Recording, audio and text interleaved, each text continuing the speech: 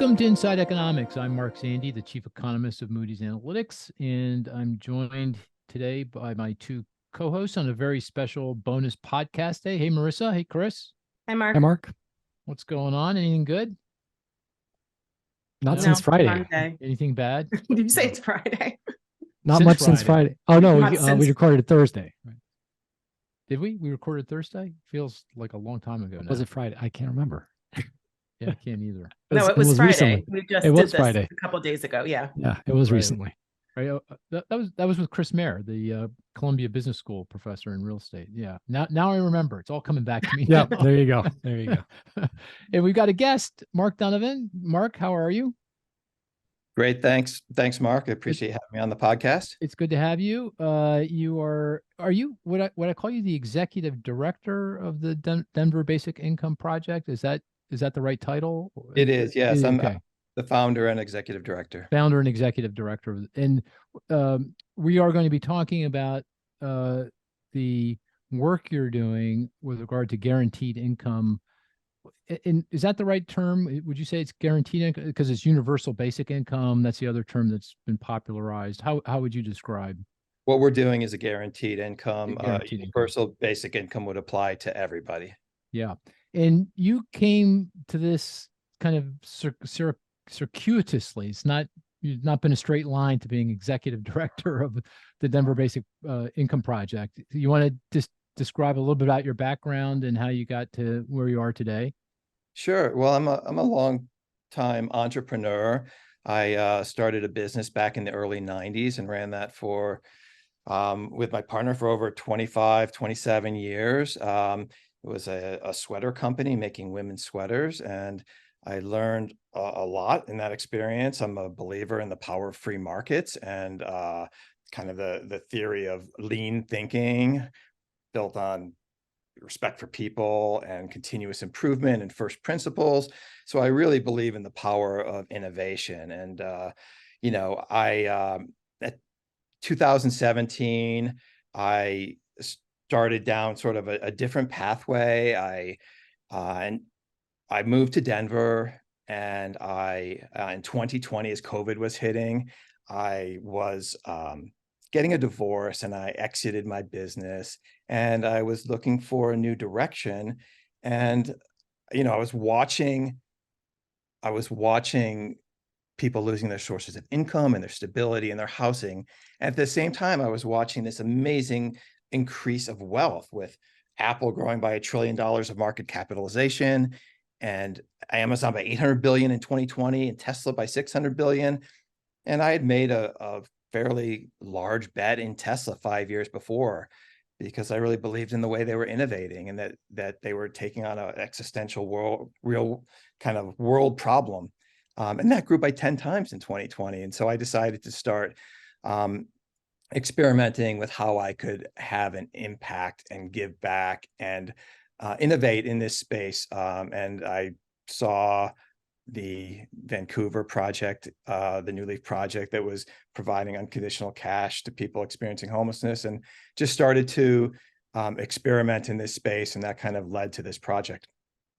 And you told me a story. I don't know if you want to repeat it, about your Tesla stock, and you sold like you said, I'm selling a whole chunk of Tesla stock, and that you're using that as a basis for funding what you're doing today. I did. So yeah. So in 2020, I first started by just a personal experiment. I felt like I wanted to do something, and I started to give basic income to 10 or 12 people that had been impacted by COVID. And it had a really powerful impact on me, kind of the immediacy of it, the impact of it. And then when I did a deep dive on the literature, I saw, wow, this is really has a ton of promise, but hasn't been explored. So yeah, I took $500,000 of Tesla gains and said, I'm gonna start a project to expand upon what's already been learned in Vancouver and with Mayor Tubbs in Stockton, another early demonstration project. And we started organizing in early 2021, and surprisingly or not, some of the foundations stepped up and decided to back us. And before we knew it, we had a fairly significant amount of money and a really powerful and growing coalition of partners that wanted to work on exploring this space together.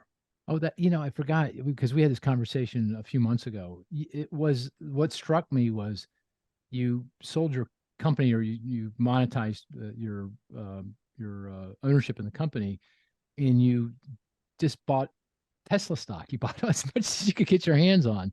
But you didn't practice like good oh, you did practice good financial planning, but decided that wasn't right. That wasn't working out.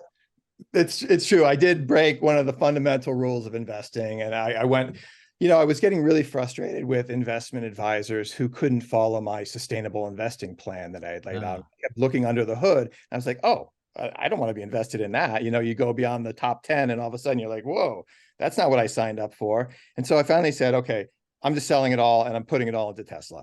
And I know it sounds crazy, but I really Right. have been watching Elon Musk and Tesla really closely for 12 years. And so the rule that I didn't break was really understanding what you're investing in. And I saw a pace of innovation and a spirit of taking on, open sourcing patents and just the way that they were doing. I decided if Elon goes down, I'll go with him.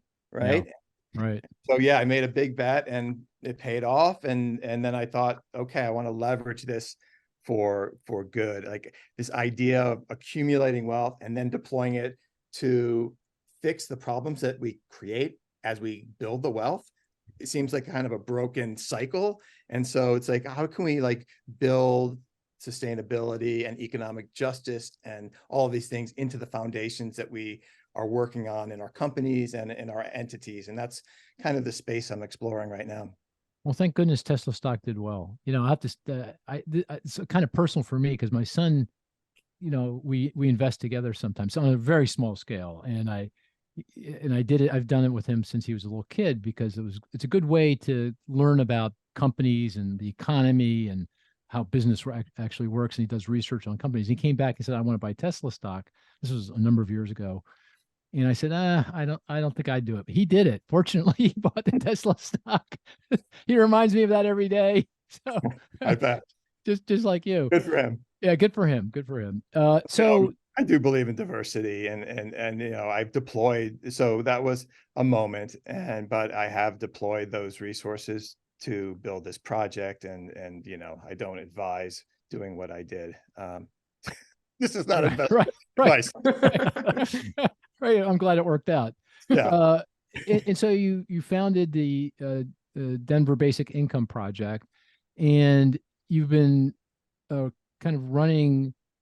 Would you say it's an experiment? Is that how you would describe it? Or I guess a program where I call it a demonstration project. Okay. Yes. Yeah. Do you want to describe the project and how it's structured? Sure. Yeah. It's a demonstration project that provides unconditional cash to people who are experiencing homelessness. And so in 2021, in early 2021, when we started organizing, we brought in DU Center for Housing and Homelessness Research to run a rigorous randomized control trial. We brought in community-based organizations that had decades experience working in the space. We brought in people with lived experience. And we basically started meeting weekly to say, how would we expand upon the existing knowledge that's in this space? And lots of questions to be answered and choices to be made. And I, as an entrepreneur, really wanted to go fast. We had raised some money, winter was coming up, and I was like, let's launch in the fall. But the community pushed back and said, we need to take more time to build trust and infrastructure. And so we decided to do a trial in the summer of 2021.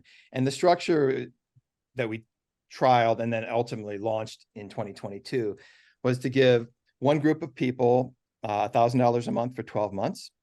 The second group of people would get $6,500 upfront and then $500 for the next 11 months. So both people and both payment groups would get $12,000 across 12 months.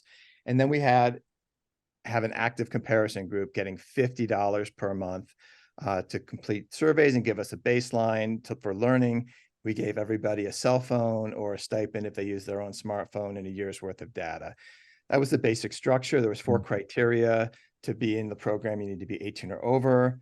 Unhoused, we used a broad definition, not HUD, but the kind of the McKinney-Vento definition, which includes people that are doubled up or sleeping in cars. you needed to be connected with one of our 19 partner organizations, and then finally not presenting with severe and specifically untreated mental health or substance needs.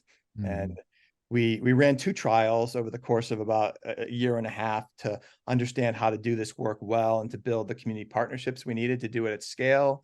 And then in November of 2022, we had over 3,000 inquiries, took 1,500 applications with 150 screeners across those partners, and for 820 slots.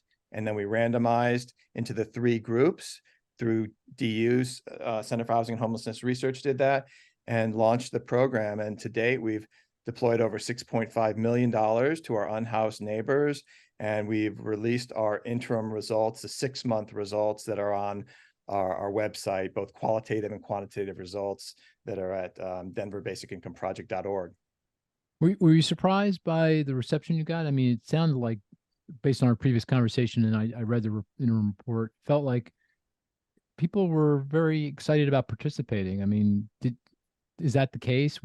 Or did you meet any kind of resistance or reticence to participate in the program? I mean, who wouldn't want to Who would participate? take the money, right? No, Yeah, so yeah. so it's huge enthusiasm. What there was skepticism, Most Skepticism. people thought it was a scam, right? And didn't believe it was real.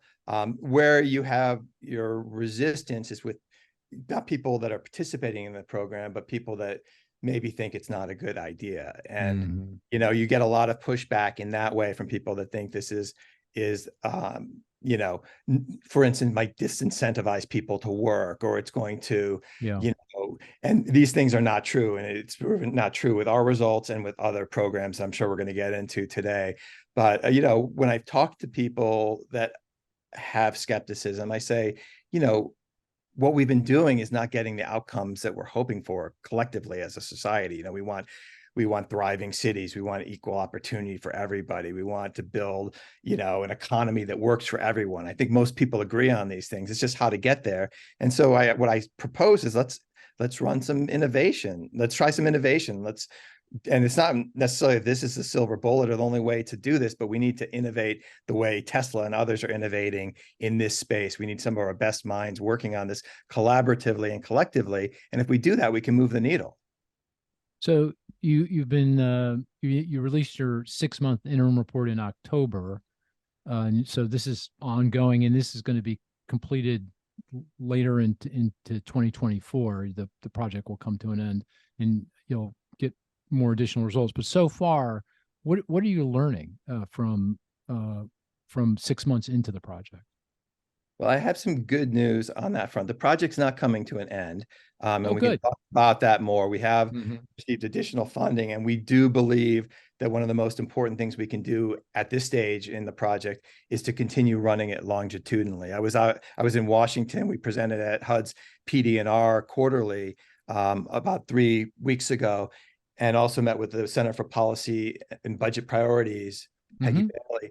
And across the board in these meetings, everyone says it'd be really valuable to know what happens over time with this. We know what happens with the benefits cliff, but I think the expectation for the amount of time that it takes for people to recover from homelessness, which is a severely traumatic experience, is longer than most people think. And also, the question of, in this economy of the future, what's the role of basic income? Well, here we are in Denver with over 800 people on a very structured, rigorous, randomized control trial. Over 92% opted in. Like, we need to keep running this to keep learning. But what we found is, and it is validating our kind of theory of change, is that it accelerates the pathway to, first and foremost, for our unhoused neighbors, safety, but also housing, work, stability, and thriving. I say safety first because, again, it's such a traumatic experience to be in homelessness. And so, housing first is proven as like a best practice. Getting people first to a safe place that's a home is a great platform for growth and for moving to a better situation.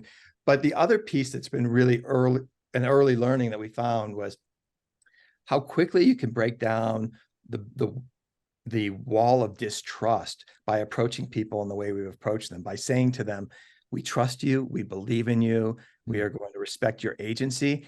And at first, again, they think it's a scam and they think you're just talking like everybody else. But then you hand over the money and it's real.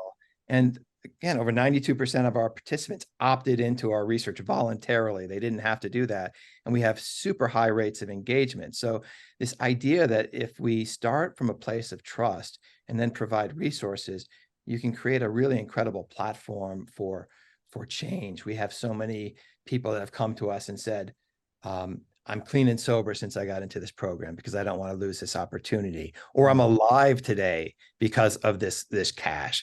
I mean, for many, it is truly a matter of life and death. And so the urgency of it, we kind of see cash as representing freedom, as representing, it's kind of the currency of urgency. And that's what we need. And, you know, we have a state of emergency for homelessness in Denver with our new mayor. And that's the way as a country, I think we need to approach this. It's really when there's a 20-year life expectancy gap between ourselves and people that are chronically homeless, that's unconscionable, and we can do better, and we're going to do better. So are you, one of the sort of criticisms of this approach is that it dissuades work, it disincents work. Any insight into that kind of thought? Yes, it's view? not true. It's not true at all. Yeah, no, Stockton, the payment group was 50% more likely to achieve full-time work than the control group in that study. And our initial results, our two payment groups, our $1,000 payment group went from 18% to 25% full-time employment, or employment. Group B went from 21% to 31%, where Group C was somewhat flat. It's just not true. I mean, when you provide people with some stability and some resources, they can fix their car, they can get the appropriate clothes for a job, they can take a day off and maybe not take the first job that comes to them and find a better, longer-term sustainable job that's going to create a better future. So yeah, this is one of the many myths that's just not at all true. We find that this stability of basic income helps people accelerate to work. But we also need to recognize that there's a segment of our population that cannot work and will not be able to work for many good reasons. And we need to deal with that as well as a reality of our society. And with automation and everything else that's coming down the pipe, that number of people that are going to be displaced from work is going to grow quickly. And so we're facing kind of a tsunami of challenges that require more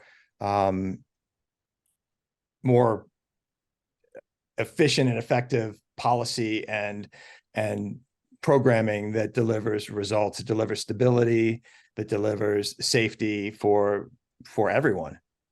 The kind of the intuition on the other side is, well, if you give folks money for nothing, then they're just going to, why should they work? And what you're saying is that may be the case for some, who knows, but you know, at least in terms of the broader set of people who receive the support, it provides them kind of the kind of the basis, the ability to actually go to work. You know, they otherwise if they're not living somewhere, there's no chance they're going to be able to sustain a job, go to a job, be there during the day. So this just gives them the kind of the basic requirements for actually going out and doing the work, and that's what you're finding that they're doing.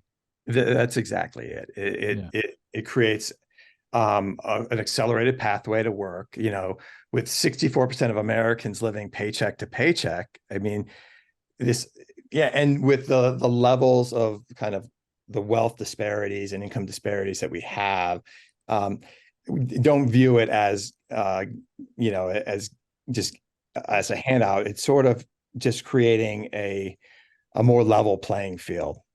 Got it. I want to come back and explore some of the other criticisms, but I'm going to turn to Chris and because I can see he's kind of biting at the bit. Go ahead, Chris. What do you want to weigh in? Just a quick question. I was curious if you found a difference between Group A and Group B in terms of their outcomes, right? Group A was getting the stipend every month. Yeah, I'll qualify it in saying these are interim results, and the 6-month report was really more about assessing the balance of characteristics across the groups. But the initial findings do show that there was an even larger increase in full-time work for for Group B receiving the lump sum than Group A, but both improved significantly.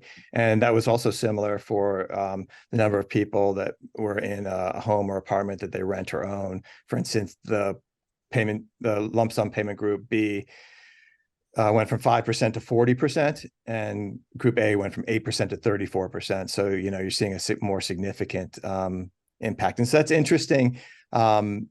Yeah, as we get to our final report, which will come out in June, we're going to do a lot more kind of deep analysis of kind of subsectors of this and looking through different lenses, like the lens of the individual service providers or the cash lump sum versus the steady monthly payment to try to assess and learn from that. Was there anything you wanted to add? Or? Is that because, Mark, that by giving them a lump sum up front, they're able to more quickly find housing with that money up front? Is that what you assume? That's yeah, we think that's the case. We know that if somebody already had, like, for instance, they had a voucher, like that, it helped accelerate their path into the housing to have a down payment that they would need. But another reason we want to run this over a longer period of time, I'd love to run this for 5 years, for instance, is to keep building those relationships, like the conversations I was mentioning just before we got onto the podcast, that we had a celebration of our first year with about 40 people in the community here today. 6 of our participants, funders, people from the state and Senator Bennett's office were here.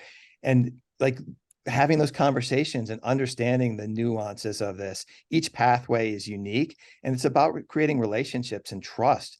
And again, that hope might be equally important to the cash. Like having hope in a better future means that you're then willing to try some different things and believe that that you're going to get to a better place, that it's not just like, running against the wind. Most of the income support programs that are in place today, the ones that the government provides, the federal government and state and local governments provide, are, I guess you call them conditional, right? They're like the SNAP program, which is the food assistance, or housing vouchers you mentioned, to allow low-income households to find a home. TANF, the old kind of welfare, other various programs, but they're tied to some specific need. In this case, what's unique about what you're doing, among many things, is, as you said, it's unconditional. The folks get the cash and they can do whatever they want with it. Do you have a view on the advantage, disadvantage of one over the other?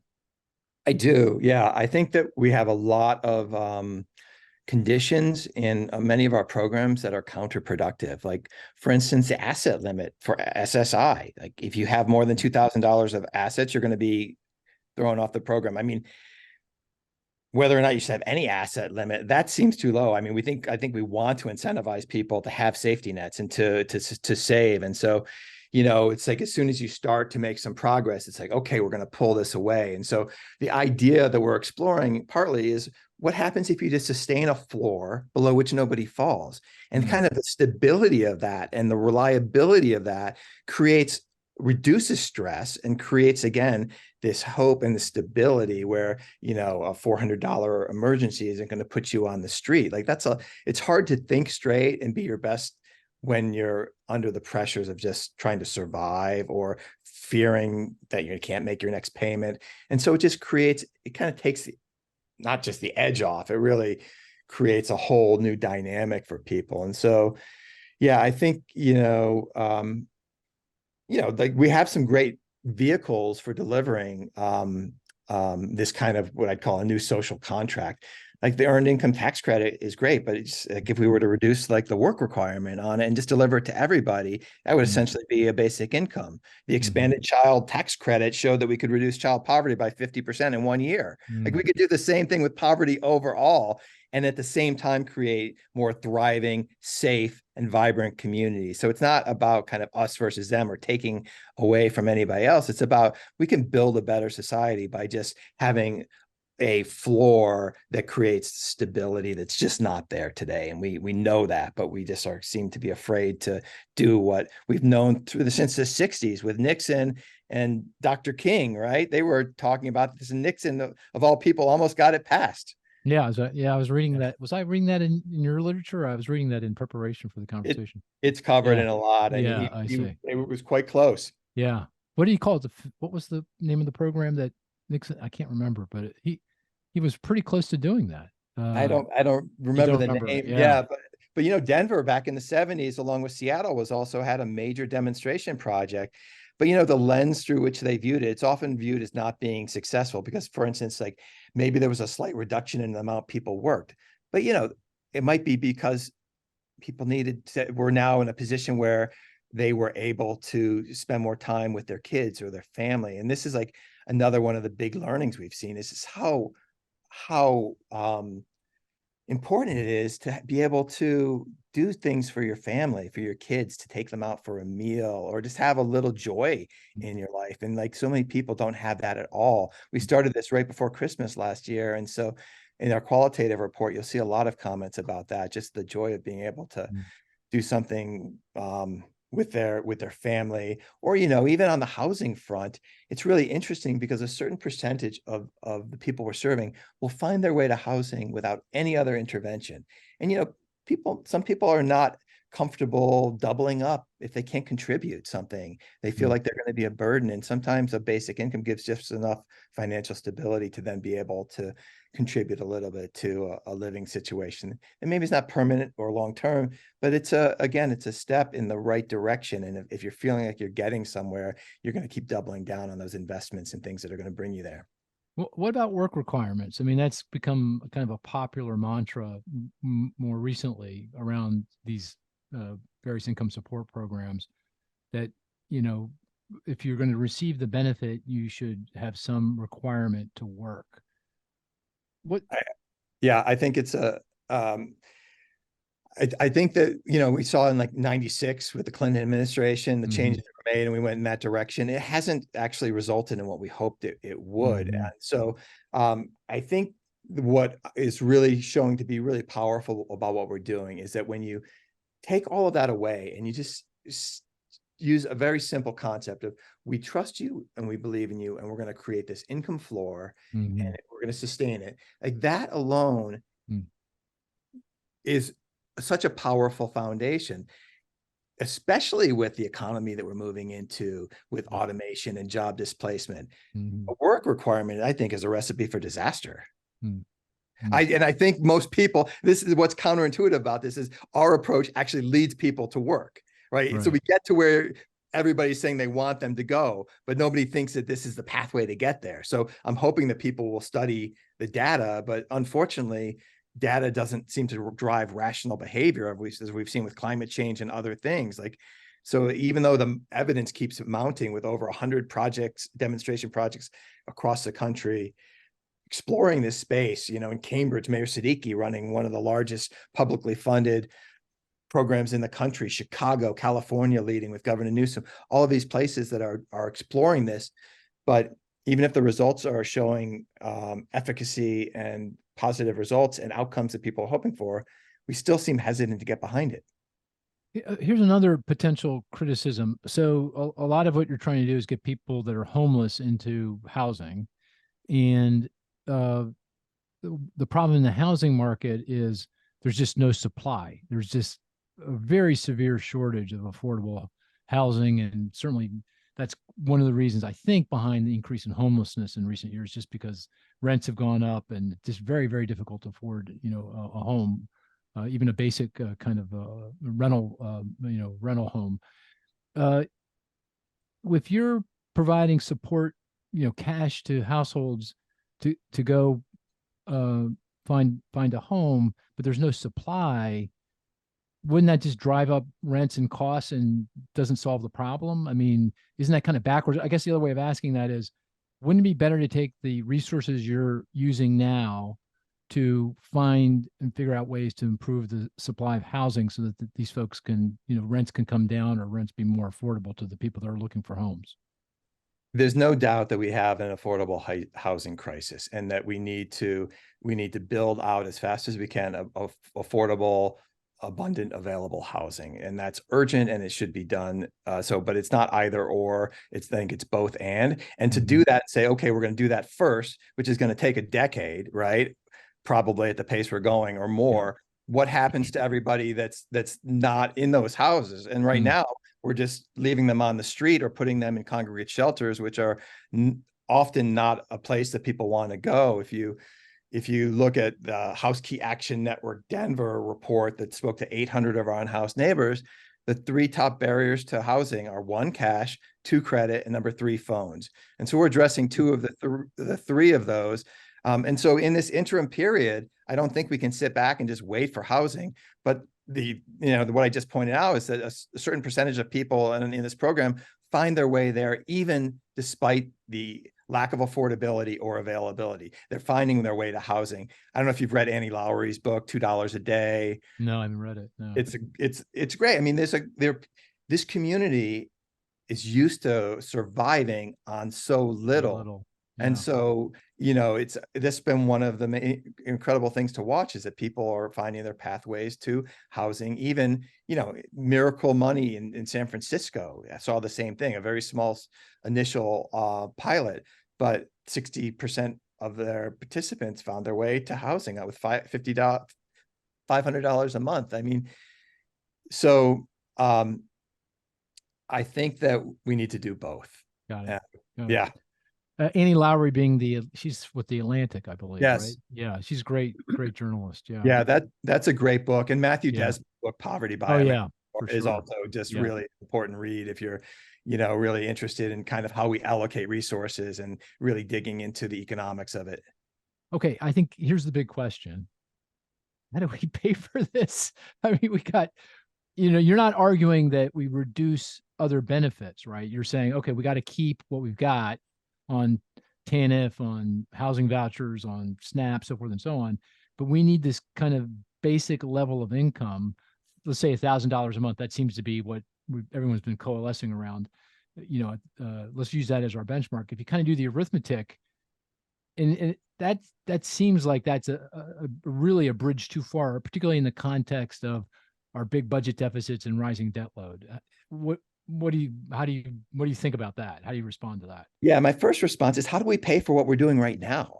I mean, the cost of having the conditions we have, the cost of healthcare interactions, of justice system interactions, like the cost of not dealing with this up front is so much vastly more expensive than actually dealing with it preventatively. It's like anything. It's like healthcare, right? Like if you deal with something preventatively, it costs you a fraction of what it costs you to deal with it down the road. And that's exactly what we're doing. So my question is, how can we afford, we can't afford what we're doing right now. So my belief is this pays for itself many times over. And, you provide this income floor to this community. And what happens to that money? It gets invested into the local community. Look at Give Directly's research. They find this multiplier effect. And so it stimulates growth in the economy. It's exactly what we want. And so this idea that we can't afford it, I think is frankly ridiculous. I think we can totally afford it. We can't afford not to do it. It's just, how do we get to the political and social will to actually do it? Yeah. What do you think, Chris?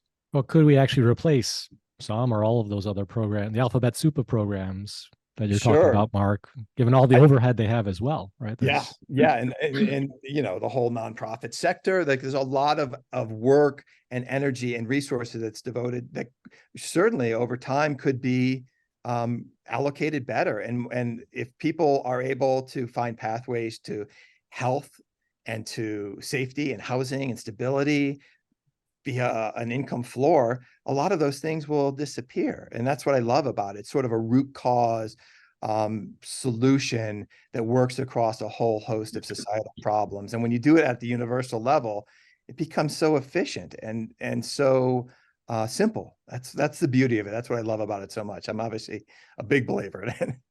Well, of course, to pay for it, you would have to raise taxes, right? Or cut spending somewhere else. And that's just feels like that's going to be, I hear you on not doing it as costly, but actually getting it across the finish line feels like I can't get my mind around it, particularly it was one thing if you go back a few years ago when interest rates were very low, but now interest rates are much higher. The borrowing costs are more significant. Our deficit and debt issues seemingly more in our face, given all the costs associated with the pandemic. It just feels like politically, I don't know how you get there. I agree. It's a Yeah. huge challenge, and I'm not sure exactly how we get there either. But I think we're going to try to get there by, first of all, organizing across the community of practice, like with the Economic Security Project and the Guaranteed Income Community of Practice, Mayors for Guaranteed Income.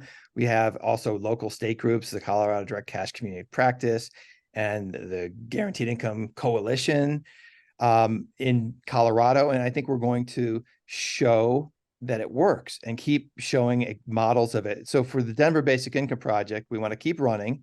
We want to also see other areas where people might say it might not work, in a rural area, in a more conservative area, and show that it's replicable and scalable, so we can run at this scale in other places, and so that people in those local communities can see that. So in the next 3 to 5 years, we'd love to see, 100 or 200 other cities stand up similar projects serving their unhoused communities. And with all of those, like, that might serve 100,000 people with $1.2 billion. Still a fraction of what it would take to get this to scale universally, but maybe we can show enough local communities that this is good for everybody. It's not us versus them. We will get to a more thriving, safer, stable society by having a basic income floor below which nobody falls. Now, Andrew Yang, the entrepreneur who ran for president and ran for, I guess, mayor of New York, and he ran for president. I haven't heard from him recently. Kind of popularized this the universal basic income UBI kind of approach, and it feels like at one point it kind of was sort of catching on in terms of the collective, view. Certainly young people were excited about it. What's kind of the political backdrop now? Or is it still are people still as engaged with it as it was as when Andrew Yang was kind of espousing it, or has it kind of faded, or do you have a sense of kind of the excitement around it or not? Has it changed? I just found out today, basic income is now in the Cambridge Dictionary. Okay, good. There you go. That's a good sign for sure. And I know that HUD is considering testing direct rental assistance versus vouchers. And they spend, I think, over $35 billion a year on housing solutions. And so they're looking at this. Everybody is looking at it because there's so much powerful evidence coming forward. So I think we're in a really strong place. I think there's still, you don't see a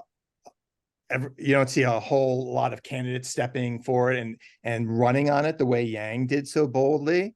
But I think that's going to shift in coming election cycles, and it's not going to happen quickly. But I think we need to keep having these conversations and running these types of projects to find ways to create a more just and equitable society for all. And I think as long as we keep doing that, we're going to get to a much better place.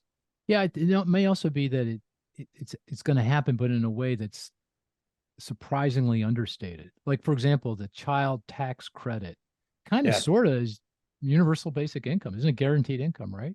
It is. It's exactly it. If you take the income tax credit and you eliminate the work requirement, again, that's it. So there's the mechanisms to get there, and we just need the boldness and leadership. And then we need to reach enough people to make it, to make the case that this is better for everybody. So I kind of love the idea of, John Powell and targeted universalism, rather than like, it's not like we're not taking something from one person to give to another. It's like, we're all going to get to a better place together, and we need to do this. That's the way we're going to get there, not by, working in opposition. Yeah. Okay. Hey, Chris and Marissa, anything I missed you wanted to bring up? Any other comments or? Yeah, Mark, I was wondering, have you learned anything from this about the causes of homelessness? And then also, if you were to expand the program, would you think about reaching people to prevent homelessness in the first place? So have there been programs structured? Or are you thinking of designing one where you're reaching people that are kind of high risk for homelessness, and then follow them to see if they, if they do or don't fall into homelessness compared to a control group? Yeah, it's a great question. So first, like, in terms of the reasons for homelessness, I mean, we have sort of systematic failures. Like when Black families in America have 1/10 of the wealth of white families. Like there's systematic racism built into our economic system. There is, it's not a level playing field. And so, we often blame the individuals as opposed to acknowledging the systems that make it so hard to break out of this kind of cycle of poverty. So, I just lost the second part of your question. I'm sorry. Oh, preventing homelessness so instead of just targeting people that are already homeless, maybe expanding it. Well, so in Denver, just in the 2024 budget, there was over $30 million for rental eviction prevention. That's a smart investment, to provide some stability and keep people that are housed, keep them housed. So there's some great work that's happening in that space, and I think we need to continue that. But we continue to invest in our community of people that's experiencing homelessness. And so, the money that we're investing, it's not a huge amount of money, but it has enormous impact. And then with that hope that's created, the kind of the potential that can be unleashed as people start to break out of that cycle and feel hope and start to invest in themselves and make strides, I think is enormous. So, I think we need to keep doing as much preventative work, and we need to keep innovating. We need to innovate in housing as well. We need to bring the cost of living down, and that's going to happen naturally in a number of sectors. It's already happening. The cost of mobility is predicted to drop to 10 cents a mile with automation. The cost of energy with clean, sustainable energy is dropping. And so I think we can innovate. And this is something that I'm going to start working on within this community, this trust-based community space that we've built, is how do we create more affordable living spaces that are cooperatively, community owned, and move our communities onto these wealth building stacks. The data stack, nothing's more valuable than data these days, right? But it gets extracted. Why are these companies worth so much? Like, our data needs to be monetized for individuals. And if we do that, that's one payment stream. We need to get people onto the real estate stacks, right? And how do we do that? So we're going to need some one-time investments. We're going to need to maybe some subsidies, but we're already spending billions of dollars, right? And so it's how do we spend them in a way that creates long-term, sustainable self-sufficiency for everybody, right? And so we have a new economy that we're going to be moving into in the next decade. I think it's a fascinating moment of opportunity and of possibility. And that's why I'm so excited to be working. And I want to work with this community that's been sort of the most disadvantaged, the most ignored, the most disregarded and blamed often, and really just continue to invest in them. And what I've seen already in this first year is when you do that, just people are just light up and want to get busy and work together collaboratively to take it even further. This may not be a fair question, but I just ask it anyway, because you're clearly a very thoughtful and self-aware person. But you came into this with a view, right? You thought this is going to work. So how do you guard against just confirmation bias? That this is. I mean, everyone has that problem, and I don't know that you have an answer for it, but I'm just really curious how you think about that. Well, I went on KOA radio with Ross Kaminsky, and that's, I'm gonna have conversations with people that don't believe in this, and I'm going to challenge them to work together, and I'm going to listen to alternative approaches. And if I sound that way, call me out on it. I'm open to feedback and listening, but there's a lot of evidence. It's not rocket science, it's pretty simple. Like the idea that if you just give people that have nothing or very little, a little bit of support and trust, that you're going to get up to a better place. Like, even if you took the money out of the equation and just everybody treated everybody in our society with trust and respect, we'd see incredible improvements in all of these outcomes as well. That alone, like, we could do this without an investment and get some progress, but you add on the progress, and I think it's even more. So hold me accountable. If I sound like I'm drinking too much Kool-Aid, let me know, but I really, I've studied it closely. I've lived it. Running, a rigorous randomized control trial. We're inviting everybody to the table we're going to put our data out open source after we release the 1-year report this summer. So we're trying to go at this with transparency and with a learner's mind. And, we don't think we know. We think we have a lot more to learn than what we've learned already. And that's the way we're going to approach this and keep building upon what we're learning. Well, that's great. And it's really good to have you on. And we'd love to have you back after you release the report in June, just to get a sense of things. And I would highly recommend everyone to go to your website and watch the video. And they should wait to the end, because you talk at the end and you choke up. And I nearly choked up when I saw you choke up. It's really quite powerful. So, I recommend that folks do that. A very, very engaging website and project. So thank you for, just the other thing that's so cool about you, you're so excited about what you're doing. It just sucks everybody in, right? I come to this kind of skeptically, but I have to say I've drunk some of the Kool-Aid as well. Just because you are so engaged by in what you're doing, and that is infectious. So thank you. I appreciate the call out on the website and that video, and that makes me just think of one other thing I want to say is my gratitude for all the people that are working in the service sector to support our unhoused neighbors. It's hard work. I've been amazed at how often I'm brought to tears by the stories that I hear and the reality of the situation we see. It's really, it's difficult work, and people are working so hard at it. And so the hope that we created with our participants, we've also created incredible hope with the service providers and our partners, because we're all feeling that this is something different, and it's powerful. And like, again, cash alone is not a silver bullet, but you layer it under anything and it creates accelerated and enhanced outcomes for our partners. So our partners are excited to be at the table. The funders are really excited to be there too. And so it's creating a virtual cycle of improvement that we're just getting going. But we can't do this without support. And so when people say, like, on KOA radio, the libertarians, they say we want less government. I'd love less government too, but we have to get it done ourselves. And so tomorrow is Colorado Gives Day. And so if anybody wants to support us, I don't know if this is when this is released, but December 5th, but hopefully you'll support this, or just somebody that you're meeting on the street with a little bit of cash or a little bit of kindness, that can go a long way. And so, if everybody thinks about I know the solution. I'm just telling you, I know the solution. You know what it is? Tell me. What's the next Tesla stock, Mark? That's all we need to know. We're golden. We can solve a lot of problems. Yeah. So, Tesla. Tesla. Okay. Tesla is the next Tesla stock. They're just getting going.